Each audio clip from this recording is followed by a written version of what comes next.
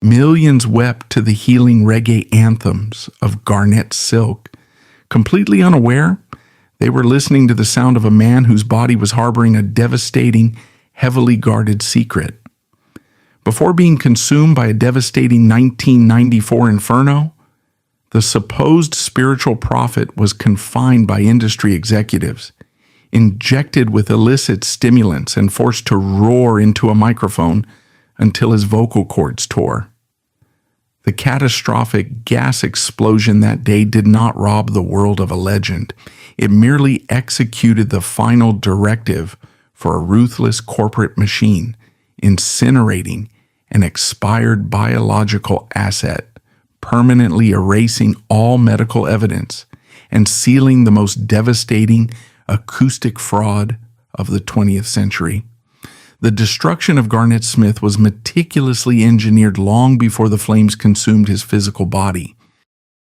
In 1978, the Kingston studio system was an unregulated, ruthless machine operating in the city's poorest concrete yards. The executives running the sound systems hunted for desperate, impoverished young talents who could be easily controlled and financially starved. Garnett was just a highly vulnerable youth when he was dragged into this brutal subterranean economy. The industry branded him Little Salji, stripping away his early identity immediately.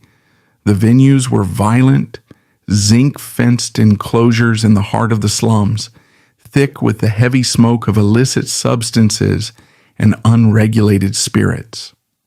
Adult men controlled the entry gates, the soundboards, and the flow of illegal street currency.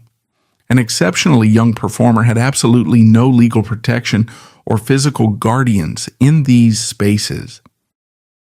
He was completely at the mercy of hardened promoters who viewed him purely as disposable, cheap entertainment. The crowds inside these dance halls demanded a very specific, aggressive product. The prevailing trend was slackness, a subgenre defined by hypersexualized, explicit, and often violent lyrical content. The promoters forced the preteen to memorize and shout these vulgar routines to satisfy the paying adults. If he refused, he was instantly thrown back out into the violent streets without a penny. The studio bosses deliberately conditioned the boy to view this lawless nightlife as his only viable path to survival. There were no recording contracts, royalty splits, or trust funds established for the teenager. The producers operated exactly like cartel bosses, dictating terms through intimidation and absolute financial control. When the boy was brought into the recording booths, he was paid in loose cash, cheap food, or completely ignored. The executives outright stole the master rights to every vocal track the teenager laid down. The physical exhaustion was immense, but the child had no union to report the grueling abuse. Surviving the demands of adult executives required artificial endurance. The studio culture actively normalized and supplied illicit substances to the working miners. Older musicians and promoters introduced the boy to heavy alcohol consumption and street narcotics as functional tools to stay awake. It was not a party environment, it was a ruthless mechanism of labor extraction. When a 14-year-old is expected to perform at 3 a.m., the adults provide the chemical stimulants necessary to keep him standing. The industry required its cheap labor to be constantly available and deeply embedded in the streets. The teenager was moved from one dilapidated recording booth to another, sleeping in studios or transient housing provided by the promoters. This erratic, unsupervised lifestyle severed him from any normal educational or familial structure. He was surrounded exclusively by older men who engaged in reckless behaviors and transient encounters. The studio bosses built a chaotic, unmonitored environment that completely erased the boundaries between child and adult.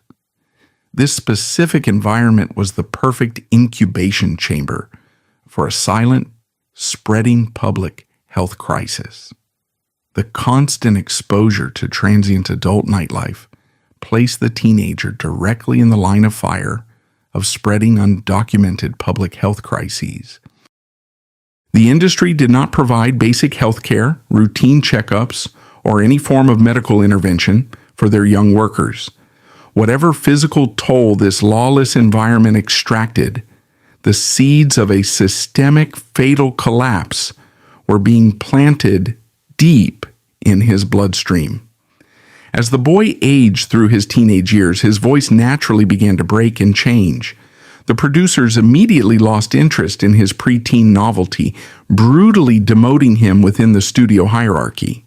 He was forced to work as an uncredited backup vocalist for older established stars, paid mere fractions of a penny for arranging complex harmonies. His name never appeared on the physical vinyl pressings, completely erasing his contributions while the label absorbed all the financial credit.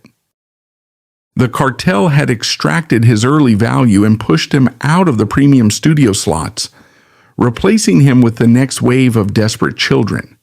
The Jamaican sound system culture of this era functioned as a ruthless, unregulated monopoly.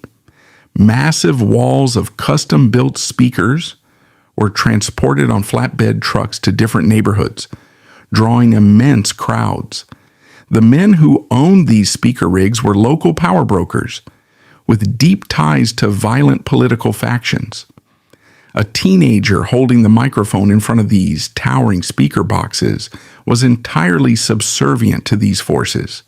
The sound system owners dictated exactly who got to speak and who walked away with the gate receipts. One of the most exploitative practices was the cutting of exclusive dub plates. Promoters forced young singers into hot, unventilated backroom studios to record custom versions of popular songs. These tracks were used exclusively to battle rival sound systems in high-stakes audio clashes. The teenager was required to shout the praises of the local bosses for a tiny one-time cash payment. The sound system owners then used these exclusive tracks to draw thousands of paying customers, generating massive, untaxed profits. The sheer volume required to project over the massive speaker setups physically tore at the vocal cords of the untrained youth. There were no vocal coaches or sound engineers concerned with the boy's physical well-being. He was expected to roar and aggressively toast over heavy bass lines for hours on end. The physical strain caused chronic throat damage, but any complaint resulted in immediate termination. The executives treated the adolescent throat simply as a consumable piece of equipment to be rapidly worn out. Kingston in the late 1970s was a city fractured by brutal political warfare. The neighborhoods of Trenchtown and Waterhouse were heavily armed zones with staggering mortality rates for young men. The recording studios, despite their predatory nature, offered a tiny sliver of physical safety away from the crossfire. The cartel bosses weaponized this desperation perfectly, knowing young singers would accept stolen royalties to avoid the lethal streets outside. The legal system offered absolutely zero oversight for minors operating in this nocturnal economy. Police patrols rarely intervened in the operations of the massive sound system dances, often receiving payouts to look the other way. Parents in the deeply impoverished rural parishes often sent their children to Kingston hoping they would find a way to send money back home. This created a massive influx of unaccompanied minors flowing directly into the hands of the music cartel. The producers operated with total impunity, knowing no social worker was coming to check on a 15-year-old boy. The older men running the industry actively groomed the younger generation to accept financial theft as a standard rite of passage. If a young singer dared to ask about royalties or copyright ownership, he was instantly blacklisted across the entire city. The cartel maintained a strict code of silence and absolute obedience regarding their financial operations. They deliberately kept their talent uneducated regarding international copyright law, publishing rights, and performance royalties. This systematic denial of financial literacy ensured the executives retained total ownership of the Jamaican music catalog. The lack of consistent income forced the young man into severe physical deprivation. Nutrition was entirely secondary. A meal often consisted of cheap starches and sugar water provided by the studio runners. The grueling schedule combined with severe malnourishment steadily weakened his natural physical defenses. He was living in overcrowded, unsanitary concrete dwellings where communicable diseases spread rapidly without medical intervention. The industry extracted premium audio quality from a developing body that was essentially starving on a daily basis. Beyond the physical and financial theft, the psychological manipulation by the producers was profound. The studio bosses constantly reinforced the idea that the young singers were entirely worthless without the label's backing. They employed a strategy of deliberate emotional abuse, tearing down the teenager's confidence whenever he showed signs of independence. If he attempted to record for a rival producer, the cartel would use physical intimidation to bring him violently back into line. The adolescent was trapped in a highly abusive relationship with the only industry that offered him a means of survival. The transition from live instruments to early digital dancehall rhythms further marginalized the young talent. Producers no longer needed to pay full bands. They relied entirely on cheap synthesized drum machines. This meant the vocalists were the only human element left to exploit in the recording process. The pressure to deliver aggressive, captivating vocals increased exponentially to mask the cheap, repetitive digital beats. The teenager was forced to work twice as hard, recording over dozens of identical backing tracks for stagnant session fees. This relentless cycle of exploitation systematically dismantled the young man's physical foundation over a decade. He had survived the brutal, unregulated incubation of the child star era, but he was left with nothing to show for it. His body was exhausted, his early copyrights were completely stolen, and his health was fatally compromised. The men who had extracted his youth had abandoned him in the concrete yards to suffer the consequences of their environment alone. But the international music market was about to shift its demands yet again, bringing a devastating new phase to his exploitation. By the dawn of the 1990s, the global music market shifted drastically. International distributors demanded a profitable return to the righteous, conscious messages of the 1970s roots era. Major Kingston operators tracked the discarded singer down, pulling him back into the studio for a calculated corporate rebranding. They ordered a complete erasure of his turbulent, dancehall-soaked past. The name Little Salji was permanently scrubbed. Christened Garnett Silk, executives draped him in flowing robes to project the physical aesthetics of a pristine, untouched religious prophet.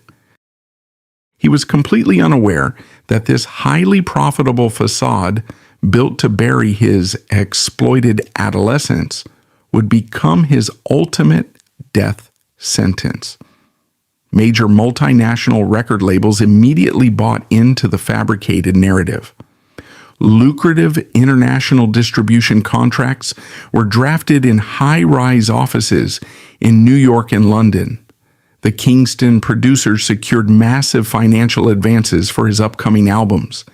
They ensured the young man signed binding agreements that surrendered the majority of his publishing rights. Millions of dollars flowed into the Jamaican studio infrastructure based entirely on this manufactured image. The newly crowned star was sent into the recording booths to lay down the conscious reggae anthems. The heavy digital dancehall beats were replaced with warm, traditional live instrumentation. He was instructed to sing about spiritual salvation, unity, and deep moral conviction. The irony was staggering and completely ignored by the men running the soundboards. The executives were selling profound spiritual healing while actively exploiting the artist delivering the message. The vocal performances he delivered during this era were undeniably magnificent. His voice possessed a deep, resonant power that captivated international radio programmers instantly. Hit singles rapidly climbed the global charts, generating massive airplay royalties. The cartel intercepted these funds long before they reached the singer's pockets. He was generating massive international wealth but remained tethered to the daily allowances distributed by his managers. To capitalize on the surging record sales, the cartel booked a relentless global touring schedule. The young man was suddenly thrust onto transatlantic flights, bound for European festivals and major American venues. The promoters squeezed dozens of high-energy performances into narrow, exhausting time frames. There were no designated rest periods or medical evaluations included in his itineraries. The executives treated him as an indestructible touring entity, completely ignoring the fragile state of his physical health. The grueling travel requirements quickly exposed the terrible reality hiding beneath the saintly robes. His compromised immune system buckled under the immense stress of international touring. The physical deterioration began with persistent, unexplained fevers that ravaged him in hotel rooms. He suffered through violent night sweats that left his bed sheets drenched before morning flights. The touring managers simply handed him over-the-counter painkillers and pushed him toward the airport gates. The visual transformation became impossible to conceal backstage. The young man experienced rapid, severe weight loss in a matter of months. His oversized ceremonial stage clothes began hanging loosely off a visibly shrunken frame. His facial features grew sunken and hollow beneath the bright stage lights. The immense vocal power roaring through the arena speakers masked a body that was rapidly failing. At premium venues in New York and London, the physical collapse interrupted the commercial machine. He lacked the basic cardiovascular strength to complete a standard 90-minute set. The singer frequently collapsed against the microphone stand, gasping for air between verses. Promoters watched their heavily advertised star stumble off stage halfway through the performance. He was frequently vomiting backstage, too weak to return for the highly anticipated encores. The cartel was forced to abruptly cancel major sold-out international dates. They issued vague press releases citing generic exhaustion and minor throat infections to appease the furious promoters. Refunding ticket sales struck a massive blow to the projected quarterly revenues.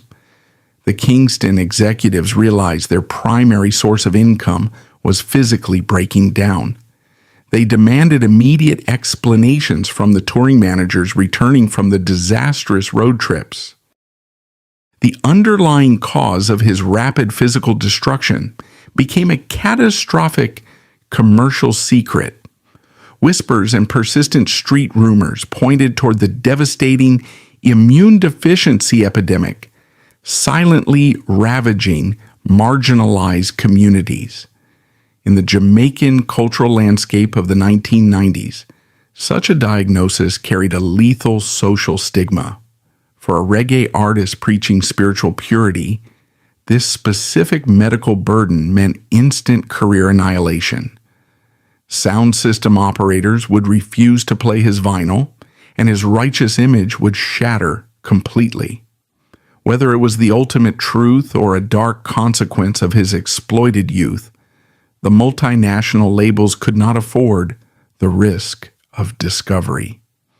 The international distributors also presented a massive threat to the cartel's wealth.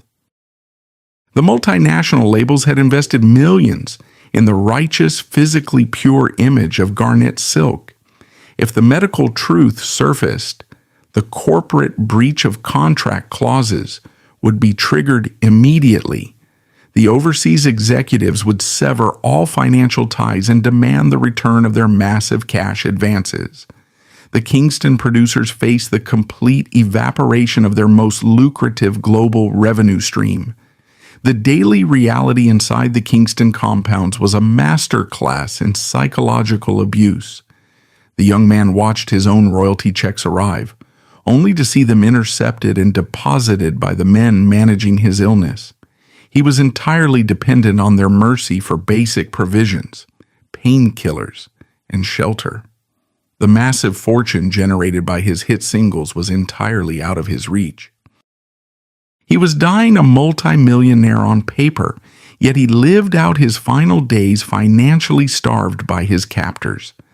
This systemic betrayal effectively crushed whatever remained of his fighting spirit. He realized the spiritual message he preached to the masses was a complete illusion orchestrated by criminals. The religious robes he wore on stage felt like a suffocating straitjacket designed by the recording industry. His legacy was already being carefully carved up and distributed among the label executives. The transition from a living, breathing human being into a permanently silent, highly profitable trademark had officially begun. The relocation from Kingston to Mandeville was aggressively pitched to the global music press as a necessary spiritual retreat for the exhausted prophet. In reality, the rural parish functioned as a high-security quarantine zone controlled entirely by the studio bosses. Mandeville's isolated winding hills provided the perfect geographical cover to hide a rapidly deteriorating global star. The cartel moved him into a heavily fortified private residence, completely cut off from the main roads. Heavy iron gates and hired security personnel ensured that no unauthorized journalists or rival producers could ever cross the threshold. The men guarding the perimeter were not stationed there to protect the young man from obsessive fans or dangerous crowds. Their primary directive was to keep the frightened, violently ill singer strictly confined to the property. Any attempt to leave the compound to seek independent medical evaluation was aggressively blocked by the label management. They confiscated his passport under the guise of processing upcoming European visa applications that never actually existed. He was a multi-million-dollar international recording artist, reduced to a helpless captive in his own homeland. The denial of advanced medical care was a deliberate, calculated corporate strategy designed by the recording executives. Specialized medical facilities in Miami or London possessed the therapies that could have dramatically slowed his immune collapse. Boarding an international flight required customs declarations and mandatory medical screenings that the label absolutely refused to risk. The exposure of his true diagnosis to the foreign press would trigger immediate contract cancellations from the multinational distributors. The executives made the cold financial decision that his physical demise was vastly preferable to a catastrophic public relations scandal. Instead of securing licensed hospital care, the cartel relied on a shadow network of compromised local physicians. These men were paid exorbitant cash sums to operate completely off the official medical grid. Their instructions from the studio bosses were explicit, demanding, and ruthlessly focused on short-term results. They were not hired to cure the patient or recommend long-term therapies that required outside clinical visits. Their sole job was to administer heavy localized steroids to keep the singer temporarily functional for recording. This crude medical intervention masked the severe internal damage while accelerating his overall physical decline. The unauthorized steroid injections provided brief artificial bursts of energy that the producers immediately exploited. However, these treatments further compromised his already shattered immune defenses, leaving his body completely defenseless. Secondary infections ravaged his respiratory system, leaving him constantly battling deep, agonizing chest congestion. The young man was suffocating slowly inside the Mandeville fortress, while his managers counted their international royalty payments. As the young man grew weaker, modified transport trucks arrived at the Mandeville compound under the cover of darkness. Roadies lugged heavy analog mixing boards and condenser microphones up the stairs, transforming his humid bedroom into an unregulated vocal extraction chamber. The cold metallic microphone stand was positioned directly next to his bed. Producers demanded he stand for hours, forcing an exhausted, feverish man to violently push air through failing lungs. To the industry executives observing through the glass, he was no longer a human being. He was a failing host organism, and they were racing to harvest its remaining commercial value before complete biological collapse. They stockpiled fragmented, isolated a cappella vocal stems, ruthlessly logging every usable syllable to be digitally manipulated long after his demise. The sheer volume of unreleased material extracted during these grueling Mandeville sessions was staggering. Dozens of heavy analog tapes were quickly filled with his isolated, desperate, and struggling vocals. The executives logged every completed take with meticulous cold precision in their leather-bound studio ledgers. They were aggressively calculating the future street value of his voice, while the man himself collapsed against the acoustic panels. Once a reel was filled with usable audio, it was immediately locked in a heavy steel transport case and shipped back to the Kingston vaults. The financial dynamics during his confinement remained completely tilted in favor of the recording cartel. The label continued to collect massive cash advances from European distributors for the very albums being recorded in that bedroom. The young man never saw a single contract, accounting ledger, or banking statement regarding these massive international transactions. He was kept entirely dependent on the meager cash allowances the producers handed over for basic groceries and utilities. The system ensured that he remained a powerless, impoverished laborer right up until his final days. The presence of his mother in the Mandeville house added a deeply tragic, agonizing layer to the confinement. She was forced to watch her son waste away under the oppressive total control of the record executives.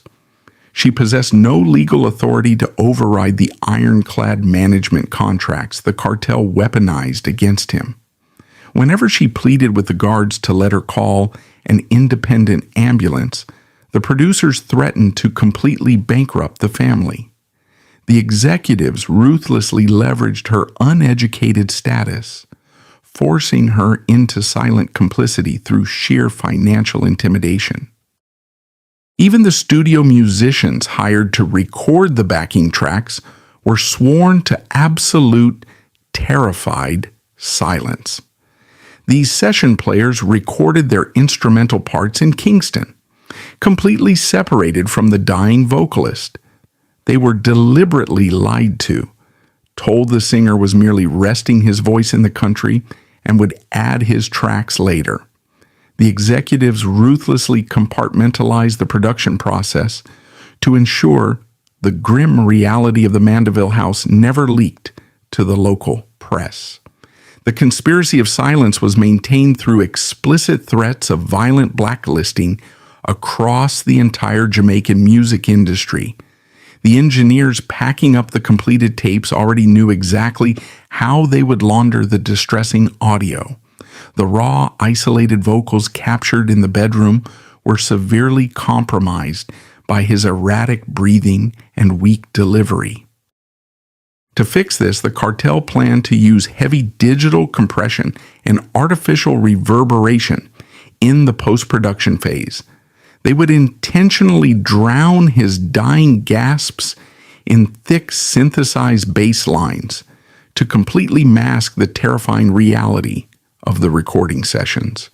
The executives were actively preparing to commit massive acoustic fraud, selling the sound of a failing body as a triumphant musical return.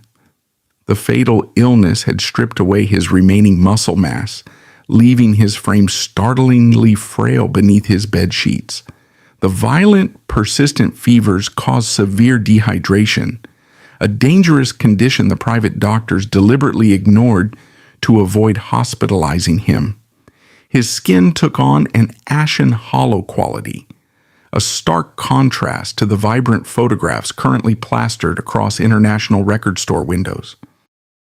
He was actively decaying in a locked bedroom while his authorized merchandise generated thousands of dollars an hour in global sales.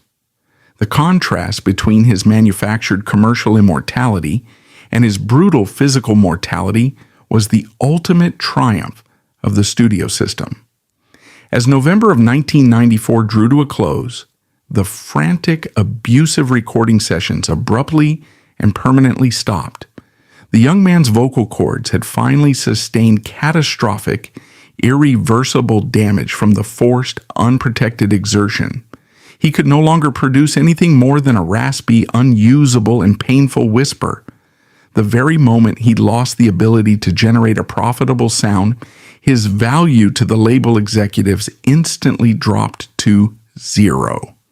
The studio bosses ordered the immediate dismantling of the makeshift studio, instructing the roadies to pack up every single piece of equipment. The retreat of the studio personnel was swift, highly efficient, and entirely devoid of basic human compassion. Heavy transport trucks rolled out of the compound, taking the engineers, the producers, and the lucrative analog tapes back to the city. They left the 28-year-old man behind in a devastatingly quiet, empty house with his grieving mother. He was entirely stripped of his commercial usefulness, severely isolated, and consumed by the fatal illness the industry had helped incubate. The executives had successfully extracted the final remnants of his legacy, leaving him alone in the rural darkness to face a much more violent end. The silence that fell over the Mandeville compound in early December 1994 was absolute and heavy. The heavy transport trucks had taken away the recording equipment and the studio engineers. The 28-year-old singer was completely abandoned by the corporate machine that had controlled his entire life. The cartel had successfully extracted his remaining commercial value and left him to face his physical demise alone. He remained trapped in the rural house, relying entirely on his mother for basic daily survival. The physical reality of his final days was grim and devoid of any superstar glamour. The fatal disease had completely destroyed his natural immune defenses, leaving him unable to leave his bed. He suffered from severe, agonizing respiratory infections that made every breath a violent struggle. The private doctors on the cartel's payroll had entirely ceased their clandestine visits to the property. There was no medical intervention left to offer, only a brutal, agonizing wait for the inevitable end. December 9th began as an ordinary, quiet evening in the isolated rural parish. The massive iron gates of the compound remained locked, keeping the prying eyes of the local press away. Inside the main residence, the mundane tasks of domestic life carried on despite the looming tragedy. His mother was preparing a simple evening meal in the cramped, poorly ventilated kitchen area. Neither of them could have anticipated the sudden, catastrophic mechanical failure about to occur. A heavy pressurized cooking gas cylinder in the kitchen developed a critical, silent leak. The invisible, highly flammable vapor rapidly pooled along the concrete floor of the enclosed space. The dense gas quickly displaced the oxygen, filling the lower levels of the secluded residence. The fumes went entirely undetected by the exhausted mother working near the faulty equipment. A single random spark from the kitchen appliance instantly ignited the massive pocket of trapped fuel. The resulting explosion tore through the concrete structure with devastating concussive force. The sheer violent impact blew out the glass windows and instantly compromised the structural integrity of the roof. A massive fireball rapidly consumed the kitchen, feeding on the wooden furnishings and the remaining gas supply. Thick, toxic black smoke immediately billowed through the hallways, choking off all available escape routes. The quiet medical quarantine zone was transformed into an uncontrollable roaring inferno in mere seconds. The young man had been resting near a secure exterior exit when the initial blast occurred. He was thrown by the shock wave, but miraculously found himself outside the immediate blast radius. The cool night air rushed over his face, offering a clear and immediate path to physical safety. He had survived the catastrophic explosion and was standing on the wet grass of the compound. For a brief, agonizing moment, his survival seemed entirely assured, despite his immense physical frailty. Then, the piercing screams of his mother echoed from the heart of the burning house. She was trapped deep inside the collapsing structure, completely cut off by the advancing wall of flames. The singer realized instantly that the woman who had cared for him was facing a horrific demise. He stood on the lawn, staring at the roaring inferno consuming the only sanctuary he had left. The next decision he made defined the absolute profound tragedy of his entire existence. His body was already entirely ravaged by the late stages of severe immune collapse. He lacked the basic lung capacity to walk up a flight of stairs without severe physical distress. His skeletal frame was completely stripped of the muscle mass required to navigate a burning, collapsing building. Yet driven by an immense, desperate burst of adrenaline, the young man turned back toward the fire. He completely ignored his fatal physical limitations and plunged directly into the suffocating black smoke.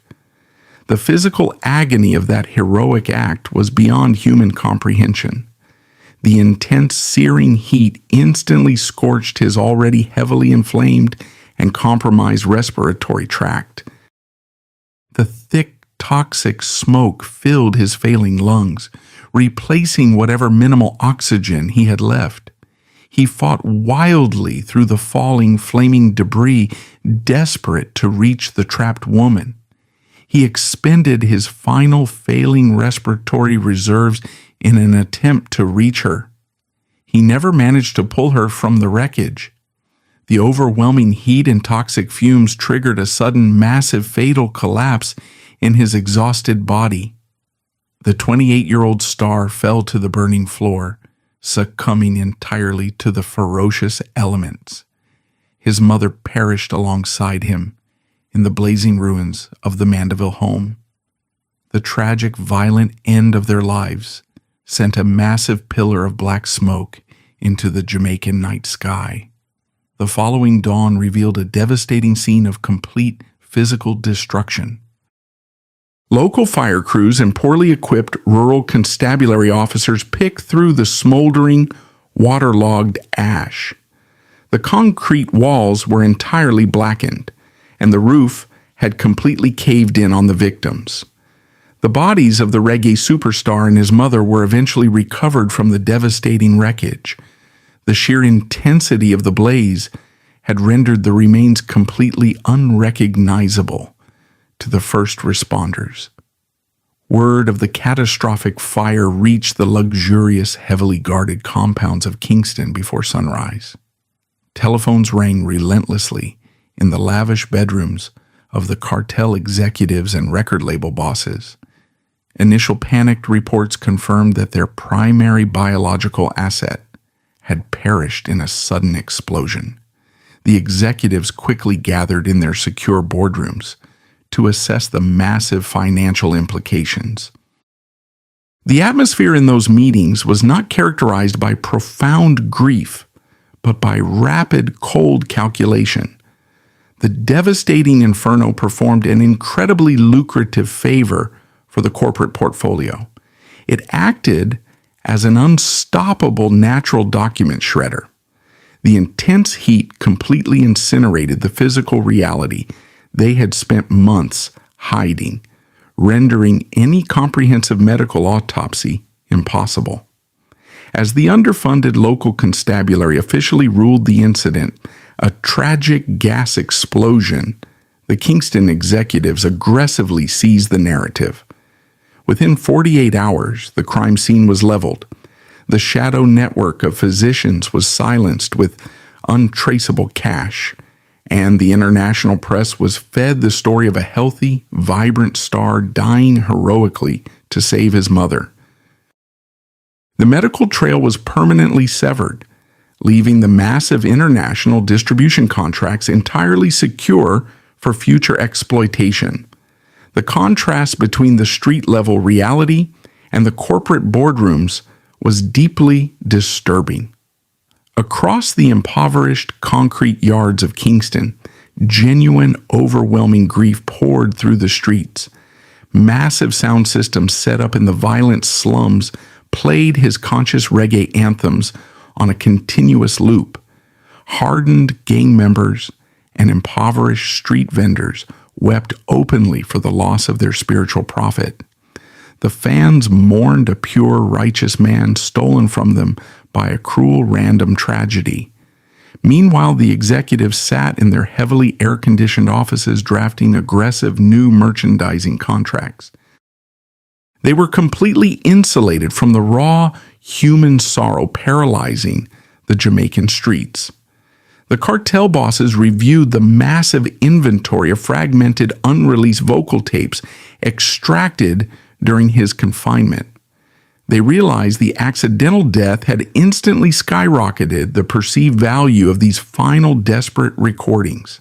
The liability had been successfully eliminated, and the path to unprecedented posthumous profit was now completely clear.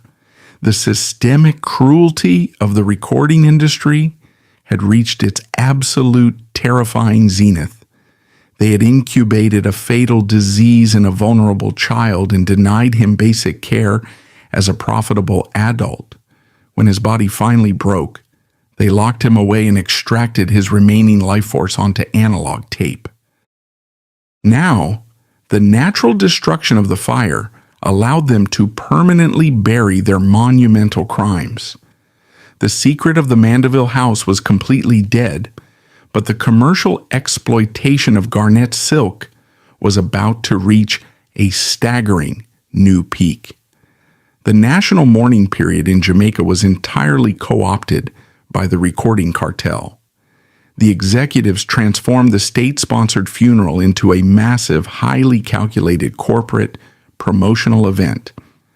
They erected enormous sound stages near the burial site, draping them with heavy banners displaying the label's corporate logos. The very men who had denied the young singer basic medical care now sat in the front rows, wearing tailored imported suits. They wept openly for the news cameras, playing the role of devastated mentors who had tragically lost a beloved son. The hypocrisy displayed on the funeral podium was staggering in its brazenness. Label bosses took the microphone to deliver impassioned, heavily scripted eulogies praising his profound spiritual legacy. They aggressively hammered the narrative of his heroic final sacrifice in the flames, to cement his status as a national martyr. This specific focus on his bravery deliberately shifted the public conversation completely away from his missing months in the rural parish. Not a single speaker mentioned the severe physical wasting or the clandestine studio confinement that immediately preceded the accident. Political figures, heavily aligned with the music industry's wealth, stood shoulder to shoulder with the cartel bosses. Jamaican government officials praised the fallen star, eager to bask in the reflected glow of his immense international fame. The heavy police presence at the service was not deployed to manage the grieving crowds of impoverished fans from the concrete yards. They were positioned specifically to protect the wealthy record executives from any potential street-level backlash or uncomfortable questions. The cartel successfully utilized the state apparatus to ensure their meticulously crafted narrative went entirely unchallenged by the public. Behind the solemn public facade, the true corporate agenda was moving at breakneck speed. While the fans wept over the lowered casket, the label's legal teams were aggressively locking down the singer's financial estate. They utilized the chaotic, overwhelming aftermath of the dual tragedy to corner his surviving uneducated relatives with complex legal paperwork. The executives demanded immediate signatures on binding documents that essentially waived the family's right to independently audit the label's accounting ledgers. The grieving family was legally blindfolded and financially immobilized before the dirt had even settled on the graves. Once the public mourning phase concluded, the cartel retreated to the heavily guarded Kingston recording studios. It was time to monetize the massive vault of audio tape extracted during the horrific Mandeville confinement. The chief engineers unsealed the heavy metal transit cases, spooling the thick analog reels onto the primary soundboards. The atmosphere inside the control room was completely devoid of any artistic reverence or emotional hesitation. These men were essentially opening a highly profitable tomb to harvest the final remnants of their discarded talent. The raw audio playback immediately exposed the grim, terrifying reality of his final days. Without the heavy musical backing tracks, the isolated vocal stems laid bare the extensive physical damage inflicted by his fatal illness. The engineers heard the harsh, rasping breaths of a young man fighting for oxygen between every single lyrical phrase. They listened to the agonizing coughing fits that the producers had callously captured on the high-fidelity condenser microphones. The pure, commanding voice that had conquered the global charts was entirely gone, replaced by the desperate sounds of immense physical suffering. Releasing this raw material to the public was absolutely out of the question for the executives. The undeniable audio evidence of his profound physical weakness would instantly destroy the heroic, flawless profit narrative they had just cemented. The global consumer base demanded the powerful spiritual roar they were accustomed to, not the terrifying reality of a failing immune system. The label recognized that the raw tapes in their current state were commercially worthless and deeply compromising to their corporate image. They ordered the studio engineers to execute a massive, unprecedented campaign of acoustic fraud to completely sanitize the recordings. The technical manipulation required to salvage the audio was grueling and highly deceptive. Audio technicians spent weeks surgically dissecting the magnetic tape with razor blades, physically cutting out the desperate gasps for air. They isolated microscopic fractions of usable syllables, painstakingly splicing them together to create the illusion of complete unbroken words. When a vocal note faltered due to his intense physical weakness, The engineers aggressively applied early digital pitch correction technology to artificially force the frequency higher. They were literally reconstructing a functional vocal performance from the scattered broken fragments of a ruined throat. The most crucial element of the acoustic fraud was the aggressive application of heavy studio effects. Engineers saturated the spliced vocal tracks in massive artificial layers of digital reverberation and tape delay, creating a thick acoustic fog that drowned out the mechanical errors of the blade splicing. The remaining imperfections in his weak breath control were entirely buried beneath heavily synthesized booming drum and bass rhythm tracks. The cartel built a towering wall of sound specifically designed to hide the dying man trapped behind it. They had essentially constructed a highly profitable acoustic ghost, completely deleting his immense physical suffering from the master tapes and replacing it with a flawless, manufactured commercial immortality ready for the international market. The initial posthumous release strategy was a masterclass in predatory corporate marketing. The label aggressively teased the upcoming albums to the press as highly anticipated, long-lost masterpieces, tragically interrupted by fate. They utilized the massive wave of global sympathy generated by his heroic demise to secure unprecedented placement in major retail chains.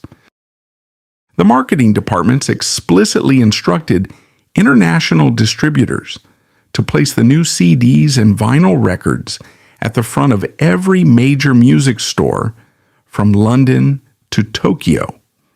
The tragedy was seamlessly converted into the ultimate, unstoppable promotional engine. When the posthumous albums finally hit the global market, the consumer response was staggering. Grieving fans purchased the heavily manipulated records by the millions, desperate to hold on to the final messages of their fallen idol. International radio stations placed the sanitized singles on heavy rotation, driving massive, sustained spikes in global performance royalties. The albums rapidly achieved multi-platinum status across several continents, generating tens of millions of dollars in immediate untaxed revenue. The strategy of withholding his medical care and extracting his final breaths had yielded the exact financial windfall the executives had ruthlessly calculated. The distribution of this massive wealth strictly followed the exploitative contracts signed years prior. The multinational distributors took their massive wholesale cut, completely satisfied with the immense volume of physical units moved. The Kingston label executives retained total ownership of the master recordings and the highly lucrative publishing rights. They utilized incredibly complex, opaque accounting practices to ensure the massive influx of cash remained completely hidden within their corporate ledgers. The millions of dollars generated by the young man's ultimate tragedy flowed directly into the heavily guarded offshore bank accounts of his former captors. The surviving family members received almost nothing from this unprecedented posthumous financial boom. The label executives threw them meager, heavily restricted stipends, disguised as generous charitable donations from the estate. The legal documents they had been forced to sign during the funeral prevented any independent investigation into the actual international royalty figures. The family that had lost both a son and a mother in the devastating fire was left to struggle in profound financial obscurity. The industry that had extracted millions from their bloodline abandoned them the exact moment the legal loopholes were securely closed. This systemic theft extended far beyond the immediate posthumous album releases in the 1990s. The cartel continued to aggressively exploit the sanitized vocal stems for decades to come. They licensed his isolated voice to international pop artists and electronic music producers, demanding exorbitant upfront fees for the privilege of featuring the deceased reggae legend. His artificially reconstructed vocals were continually pasted onto new modern backing tracks, generating entirely new permanent streams of publishing revenue. The young man was locked into an inescapable cycle of labor, generating endless wealth for the executives long after his physical demise. The massive financial success of the cover-up permanently emboldened the Kingston studio system. The executives faced absolutely zero legal repercussions, industry sanctions, or public backlash for their direct role in his physical destruction. The Jamaican government never launched a formal inquiry into the predatory child labor practices that had defined his entire adolescent life. The international music press entirely ignored the grim street rumors surrounding his final months, preferring the sanitized, highly marketable narrative provided by the label. The cartel realized that their ruthless blueprint of extracting youth, denying care, and monetizing tragedy was utterly flawless. With the immediate crisis resolved and the offshore accounts overflowing, the industry simply reset the machine. The executives did not implement a single safety protocol, health screening, or minimum wage standard for their recording artists. The heavy iron gates of the Kingston studios opened once again, ready to receive the next generation of desperate, impoverished youth. Producers returned to the violent concrete yards, actively scouting for fresh, untrained voices to feed into the massive speaker rigs. The tragic demise of their biggest star was not a cautionary tale for the industry.